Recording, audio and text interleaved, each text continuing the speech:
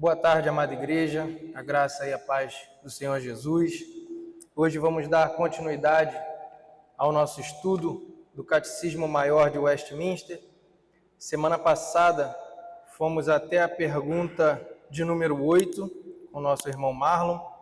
Hoje vamos meditar nas perguntas 9, 10 e 11. O tema central é a Santíssima Trindade. Então vamos dar início aqui. Amém, meus irmãos? Eu, meditando durante a semana, eu cheguei à conclusão de que o Catecismo Maior, ele nos remete àquela fase de uma criança, quando chega nos porquês. Uma criança chega para a gente e pergunta assim, por que esse púlpito é marrom? Aí você fala, porque é de madeira. E a criança vira, mas por que é de madeira? Aí você explica, mas por que isso? Mas por que aquilo? O Catecismo Maior, ele me trouxe essa lembrança. Porque quando a gente chega na primeira pergunta e lê assim, qual o propósito principal do homem? Qual é a principal finalidade? É como se alguém chegasse, uma criança, chegasse para o pai dele e perguntasse, pai, para que eu existo? Qual é a minha função na Terra? E o seu pai lhe respondesse, a sua função é glorificar a Deus e gozá-lo para sempre, meu filho. Aí ele pergunta de novo, mas como que eu sei que existe um Deus? E ele responde, a própria luz da natureza no homem e as obras de Deus demonstram que existe um Deus, mas somente a palavra e o Espírito Santo de Deus têm o poder de iluminar o coração do homem e ele entender de maneira eficaz que existe um Deus. Aí ele, tá bom, pai, mas o que é então essa palavra de Deus? E o pai responde, elas são as Sagradas Escrituras, meu filho, que é o Velho Testamento e o Novo Testamento, a nossa única regra de fé e prática. Mas como que eu sei que essas escrituras, elas são as palavras de Deus? E ele responde, porque ela é majestosa, ela é pura, ela é harmônica. E o seu propósito é dar toda a glória a Deus. Ela converte e convence os pecadores, mas ela também conforta os crentes. Mas só o Espírito de Deus pode agir no coração do homem e confirmar que verdadeiramente o Novo e o Velho Testamento são a palavra de Deus. E o filho continua perguntando, tá bom, pai, mas o que elas ensinam? E ele vai responder, ela ensina o que o homem deve crer a respeito de Deus e o dever que Deus requer do homem. E ele continua perguntando, então, o que as Escrituras revelam de Deus? E a resposta é, elas revelam o que Deus é e revelam quantas pessoas há na divindade e revelam seus decretos e como ele os executa. Então perceba, irmãos, que uma pergunta gera uma resposta, mas essa resposta traz uma nova pergunta. E por que eu observei isso? Porque na primeira aula e na segunda aula, quando a gente terminou, a gente fez uma pergunta aos irmãos. Alguém tem alguma dúvida? E ninguém teve dúvida nenhuma. Ou a aula foi muito boa, ou ninguém prestou atenção em nada, ou ninguém entendeu nada. Mas, irmãos, é super normal uma resposta trazer consigo uma dúvida. Eu não sei se eu vou ser capaz de responder as dúvidas dos irmãos, porque o nosso tema de hoje é um tema bem complicado e complexo. Porque falar da Santíssima Trindade, falar de Deus Pai, Deus Filho e Deus Espírito Santo, não é uma tarefa muito fácil.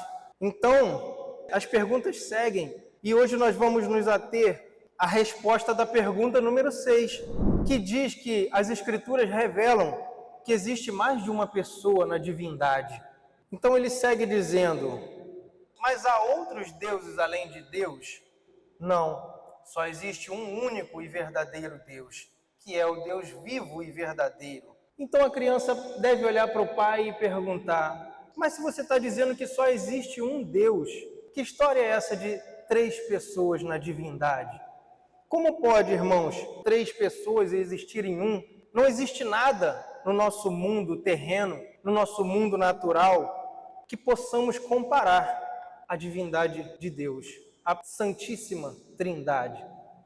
Porque como que eu vou trazer um exemplo de algo que é completamente sobrenatural e misterioso? Porque é uma questão de fé. A Santíssima Trindade, ela é uma doutrina central do cristianismo. O que significa crer na Trindade? Perguntas vão surgindo, mas quantos deuses? Como que isso acontece? Ora ele aparece como Deus, ora ele aparece como Filho de Deus, ora ele aparece como Espírito Santo. Como podemos explicar tudo isso? Então, chegamos a uma pergunta bem difícil.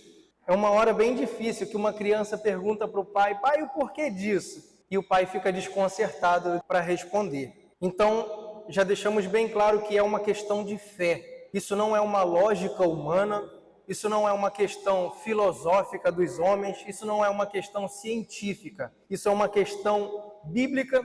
A Bíblia nos ensina que há um só Deus e a Bíblia nos ensina que são 3 pessoas divinas. Talvez antes da queda de Adão, vamos conjecturar aqui, vamos especular algumas coisas. Talvez antes da queda, Adão ele poderia ter uma resposta correta e objetiva quando fosse indagado sobre isso. Mas teve a queda, o homem caiu e ali ficou manchada toda a visão que o homem tinha acerca de Deus.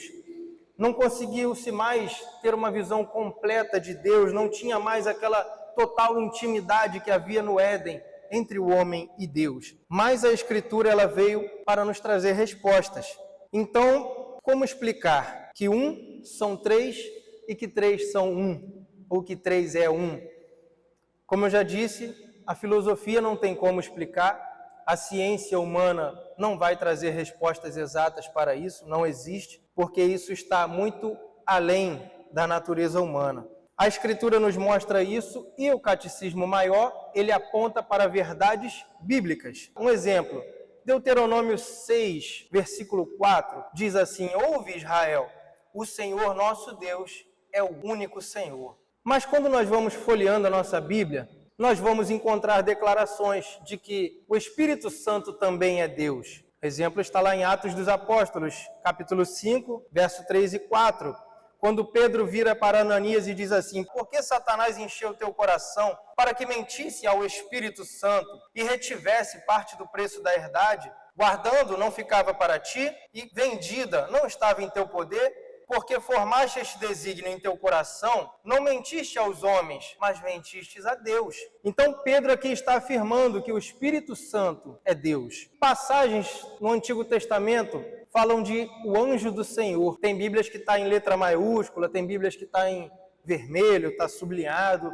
E nós vamos folheando e meditando no Novo Testamento e no Antigo Testamento, compreendemos que esse anjo do Senhor, que exemplificado apareceu a Abraão antes da destruição de Sodoma e Gomorra, esse anjo do Senhor, ele era Cristo, Jesus. Então apareceram 3 homens a Abraão, perceba que Abraão se prostra, o adora, ele reverencia como sendo Deus. E mais tarde nós vamos entender que essa adoração foi dada a Jesus Cristo como Deus. Então, a teologia, ela não trabalha ciências humanas de maneira racional, de maneira lógica. A teologia, ela nos traz fatos bíblicos e nos diz o que a Escritura ensina. E a Escritura ensina que há um só Deus, mas como nós vimos, há 3 pessoas divinas. Então, chegamos à conclusão da Trindade. Lembrando, irmãos, que o termo, a palavra Trindade, ela não aparece na Bíblia, não é explícita. Trindade Santa ou Santíssima Trindade na Bíblia. Ela é um termo que os estudiosos afirmam que foi Tertuliano que usou pela primeira vez, um dos pais da igreja, e que no concílio de Nicéia, anos após isso, ele foi finalmente confirmado como uma doutrina oficial da igreja. Então, recapitulando, a resposta para a pergunta 6 do Catecismo Maior revela o que Deus é e quantas pessoas há na divindade. E, finalmente, chegamos à pergunta de número 9. Quantas pessoas há na divindade? Resposta: há 3 pessoas na divindade: o Pai, o Filho e o Espírito Santo. Estas 3 pessoas são um só Deus, verdadeiro e eterno, da mesma substância, iguais em poder e glória, embora distintas pelas suas propriedades pessoais. Então percebam que os irmãos, quando estavam compondo o Catecismo Maior e foram surgindo perguntas, e foram surgindo respostas e perguntas e respostas, chegaram à seguinte pergunta: quantas pessoas há na divindade? A resposta que foi dada é a seguinte: 3 pessoas, o Pai, o Filho e o Espírito Santo, que são um só Deus, o Deus verdadeiro e eterno. E eles têm a mesma substância, o mesmo poder, a mesma glória, embora distintas pela sua propriedade. Eu vou abrir um parêntese já O pai acabou de explicar para o filho. Quando o filho perguntou, pai, quantas pessoas há na divindade? O pai responde, 3. E o filho não teve nenhuma outra pergunta. Alguém tem alguma dúvida, irmãos? Hoje não? Então a resposta é, 3 pessoas divinamente iguais. Isso é sobrenatural, né, irmãos? A Bíblia nos traz alguns exemplos, que está lá em Mateus capítulo 3, verso 16. Abram em vossas Bíblias e eu vou lendo. Diz assim, e sendo Jesus batizado, saiu logo da água, e eis que se lhe abriram os céus, e viu o Espírito de Deus descendo como pomba e vindo sobre ele.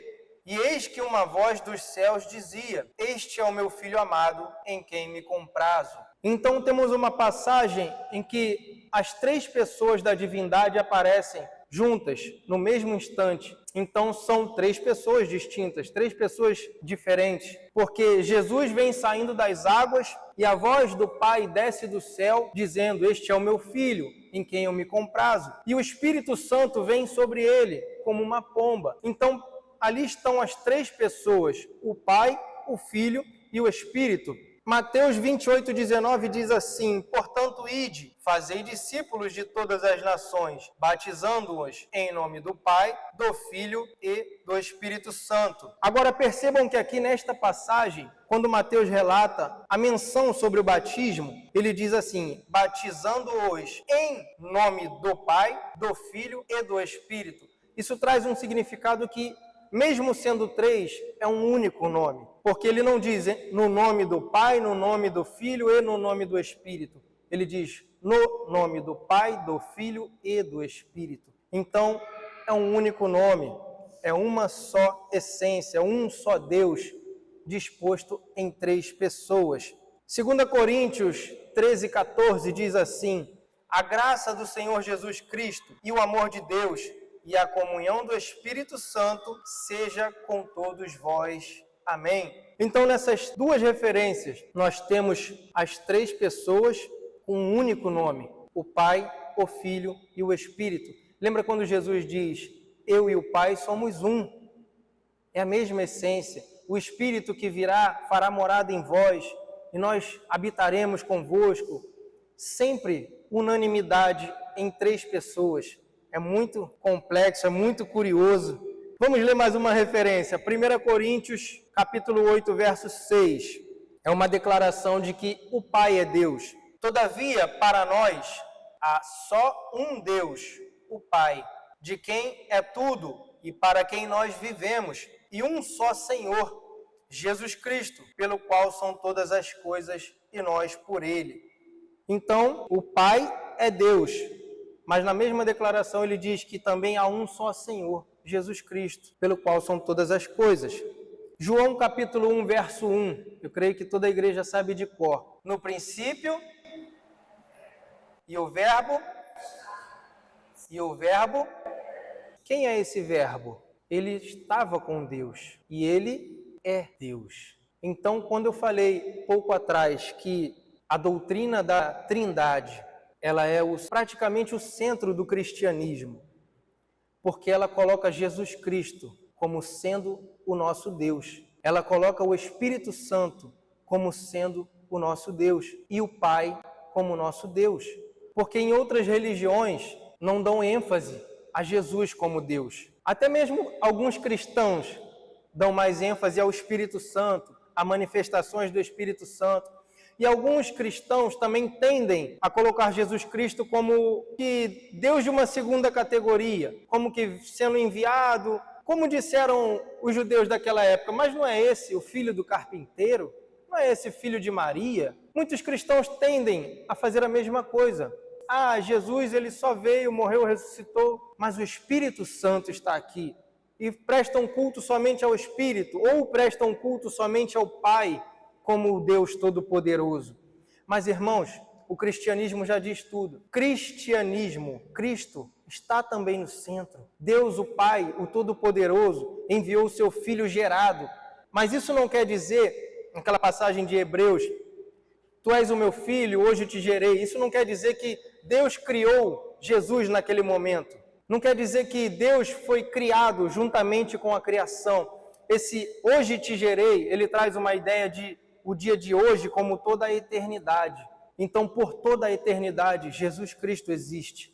O nome Jesus Cristo, que foi trazido para a humanidade, quando o menino Jesus nasceu, é uma outra história. Mas o Filho de Deus, ele existe por toda a eternidade, desde a eternidade passada para a eternidade futura. Então, o Deus Pai, o Deus Filho e o Deus Espírito Santo estão na mesma estatura divina, porque eles são um só. Então, se no princípio era o Verbo estava com Deus e o Verbo era Deus, nos remete a Gênesis. Gênesis capítulo 1, todo mundo conhece. No momento da criação, diz, façamos, criemos. O Espírito de Deus pairava e Deus fala, façamos e que haja luz.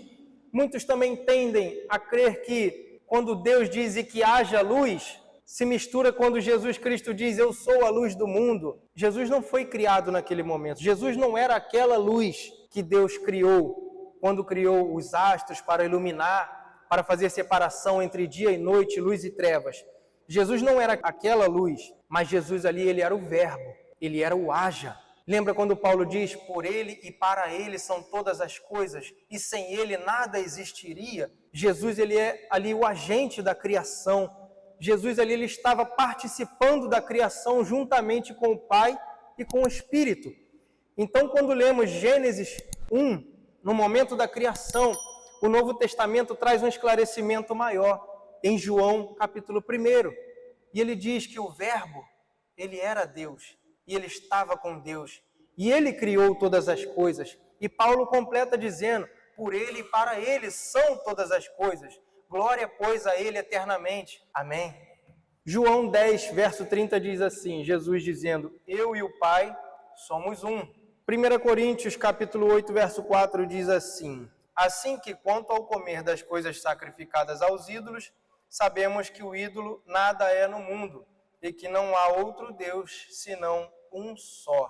Então, é um só Deus, mas são três em um. Só recapitulando, há um só Deus, mas há três pessoas na divindade, que são a mesma essência e a mesma substância. Vamos avançar então para a pergunta de número 10. Quais são as propriedades pessoais das três pessoas da divindade? Resposta: o Pai gerou o Filho foi gerado pelo Pai e o Espírito Santo procede do Pai e do Filho, desde toda a eternidade. Como a gente explica que o Filho é gerado do Pai sem, de alguma maneira, entendermos que ele foi criado? Como que a gente pode chegar à compreensão plena de que Jesus, sendo o Filho de Deus, ele não foi criado, mas ele existe de toda a eternidade? É bem complexa essa pergunta. Hebreus capítulo 1, eu já falei aqui, né? 1, versos 5 e 6. Porque a qual dos anjos disse, jamais, tu és o meu filho, hoje te gerei, e outra vez eu lhe serei por pai, e ele me será por filho. E outra vez, quando introduz no mundo o primogênito, diz, e a todos os anjos de Deus o adorem. Para complementar essa passagem, João 1,14. E o Verbo se fez carne, e habitou entre nós, e vimos a sua glória, como a glória do unigênito do Pai, cheio de graça e de verdade.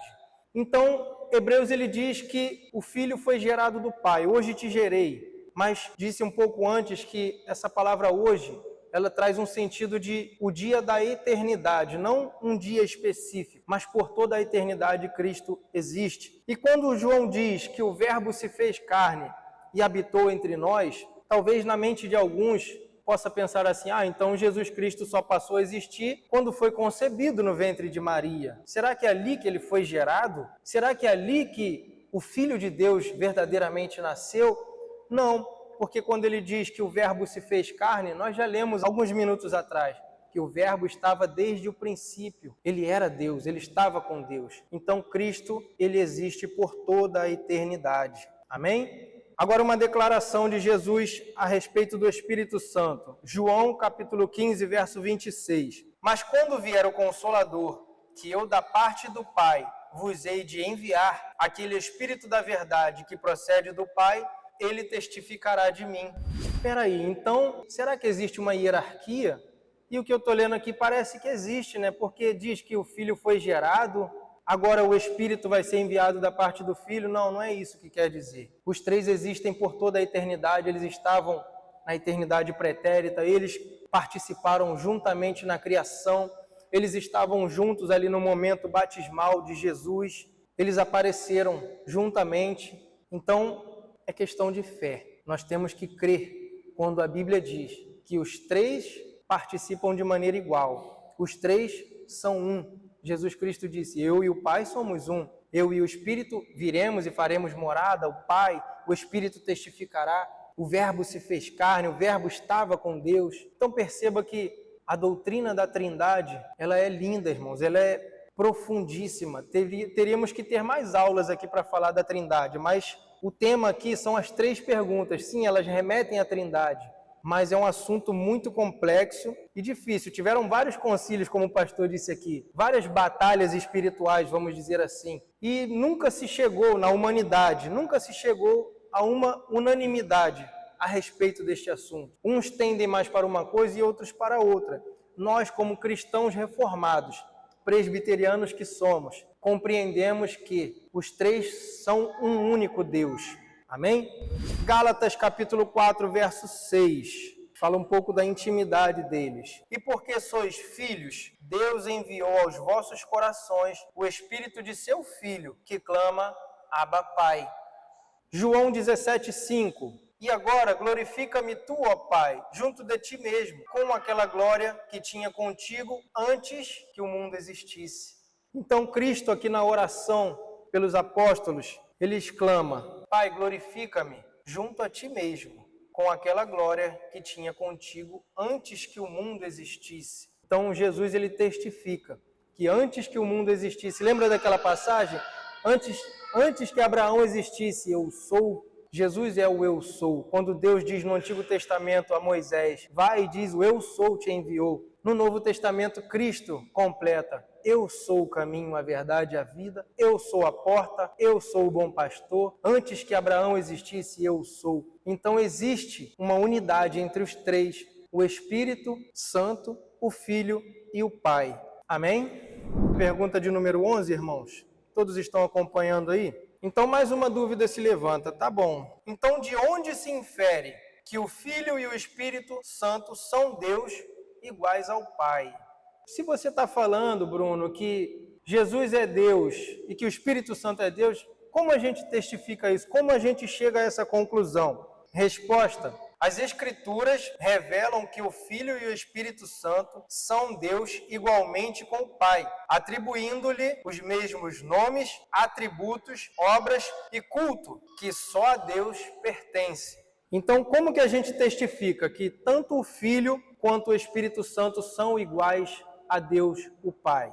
Através das Escrituras. Isaías capítulo 6, verso 3. E clamavam uns aos outros, dizendo: Santo, Santo, Santo é o Senhor dos exércitos. Toda a terra está cheia da sua glória. E os umbrais das portas se moveram à voz do que clamava, e a casa se encheu de fumaça. Então disse eu: ai de mim, pois estou perdido, porque sou um homem de lábios impuros, e habito no meio de um povo de impuros lábios, e os meus olhos viram o Rei, o Senhor dos exércitos. Porém, um dos serafins voou para mim, trazendo na sua mão uma brasa viva que tirara do altar com uma tenaz. E a brasa tocou a minha boca e disse: eis que isto tocou os teus lábios, e a tua iniquidade foi tirada e expiado o teu pecado. Depois disso ouvi a voz do Senhor que dizia: a quem enviarei? Quem há de ir por nós? Então disse eu: eis-me aqui, envia-me a mim. Eu vou trazer um contraste com o que está escrito em João, capítulo 12, verso 41. Isaías disse isto quando viu a glória e falou dele. Aqui em João está dizendo que Isaías teve uma visão de Jesus e que essa visão seria a que nós lemos, que está em Isaías 3. Aquela visão de que o pastor recita muito aqui, quem sabe? Deus está... O pastor fala isso quase todo domingo. Então, Isaías tem uma visão de um Deus todo-poderoso no seu alto e sublime trono. e todos os que estavam à sua volta o reverenciavam: Santo, Santo, Santo é o Senhor dos exércitos. Mas tem uma passagem que diz: ninguém jamais viu a Deus. Como que Isaías então viu? Essa mesma passagem nos revela dizendo que ninguém jamais viu a Deus, mas quem o revela é o seu Filho unigênito. Quem traz a revelação do Pai ao homem é o Filho de Deus. Existe uma grande discussão. Será que no céu nós vamos ver Deus? O pastor já trouxe essa questão aqui uma vez. Se eu não me engano, foi no Clube do Livro, não foi? Será que a gente vai ver Deus quando chegar no céu? Não. Nós vamos ver Cristo revelando a glória do Pai. Aí já é um outro assunto, já é um outro debate, já vão ter outros concílios. Mas, irmãos, Isaías, ele tem uma visão do trono, ele tem uma visão da majestade. E João nos diz que ele viu o Filho, ele viu o Deus Filho sendo reverenciado. Lembra lá de Apocalipse capítulo 5, quando está tendo uma revelação extraordinária do trono, e ele diz: glória ao que está assentado sobre o trono e ao Cordeiro, toda a honra e toda a glória pelos séculos dos séculos. Amém. E a resposta da pergunta de número 11, eles recebem a mesma glória, eles recebem o mesmo culto, eles recebem o mesmo louvor, que é direcionado a Deus. O Pai também é direcionado a Deus, o Filho e a Deus, o Espírito Santo. Amém? Atos dos Apóstolos 28, verso 25 ao 27. E como ficaram entre si discordes, despediram-se dizendo Paulo esta palavra: bem falou o Espírito Santo a nossos pais, pelo profeta Isaías, dizendo: vai a este povo e dize, de ouvidos ouvireis, e de maneira nenhuma entendereis, e vendo vereis, e de maneira nenhuma percebereis, porquanto o coração deste povo está endurecido, e com os ouvidos ouviram pesadamente, e fecharam os olhos, para que nunca com os olhos vejam, nem com os ouvidos ouçam, nem de coração entendam, e se convertam, e eu os cure. Perceba que é a mesma passagem que nós lemos falando acerca de Jesus lá em Isaías. Aqui Lucas traz um relato do que Paulo disse, que o Espírito Santo também foi revelado a Isaías naquele momento. Então percebam que tanto o Filho quanto o Espírito Santo revelam o Pai, e eles recebem a mesma adoração. Amém? 1 João 5,20. E sabemos que já o Filho de Deus é vindo, e nos deu entendimento para que conheçamos ao verdadeiro. E no que é verdadeiro estamos, isto é, em seu Filho Jesus Cristo. Este é o verdadeiro Deus e a vida eterna. Vamos prosseguir no 1 Coríntios 2, 10 e 11. Mas Deus nos revelou pelo seu Espírito, porque o Espírito penetra todas as coisas, ainda as profundezas de Deus. Porque qual homem sabe as coisas do homem, senão o Espírito do homem que está nele? Assim também ninguém sabe as coisas de Deus, senão o Espírito de Deus. Amém, meus irmãos?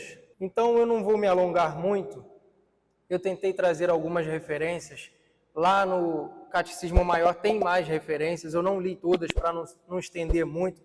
Espero que os irmãos tenham lido durante a semana. Irmãos, o que fica claro é que aqui neste mundo terreno nós não vamos compreender tudo. Ainda haverão muitos mistérios. Mas a Bíblia nos instrui tudo o que nos é necessário para termos uma fé firme no Deus Pai, no Deus Filho e no Deus Espírito Santo. Amém?